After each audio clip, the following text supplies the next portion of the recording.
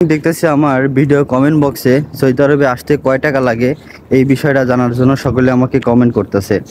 দেখেন, সৌদি আরবে আপনার আসার ক্ষেত্রে অনেক কম টাকা লাগে, কিন্তু আমাদের বাংলাদেশ এজেন্সি, তারপর হচ্ছে যারা ব্যবসা করে, তাদের হচ্ছে এই সিন্ডিকেটটা হচ্ছে ভাঙতে হবে। তারা আমাদের কাছ থেকে 4 লাখ 5 লাখ এর বেশিও নেয়। আমি সৌদি আরবে আসছি 3 বছর আগে, 2021 সালে। আমার টাকা নিচ্ছে হচ্ছে 5 লাখ টাকা।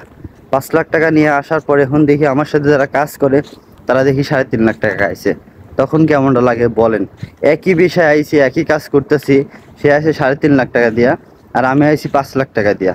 তো ব্যাপারটা এখন বুঝতে পারছেন যে টাকাটা কোথায় যায়। তো সৌদি আরবে আসার ক্ষেত্রে আপনাদের হচ্ছে বিভিন্ন লোক বিভিন্নভাবে টাকা নেয়। দেখেন, একজন আপনার থেকে নিবে হচ্ছে, চাইবে হচ্ছে 3,70,000, একজন বলবে 3,80,000, একজন বলবে 4 লাখ, কেউ বলবে 4.5 লাখ। যে যার থেকে যেরকম পারে সেরকমভাবে নেয়। তো সৌদি আরবে আমি আসার ক্ষেত্রে বলবো যে আপনি যদি 3.5 লাখ টাকার বেশি আসেন, তাহলে কিন্তু আপনার হচ্ছে লস হয়ে যাবে। কারণ সৌদি আরবে আসতে বর্তমানে এত টাকা লাগে না।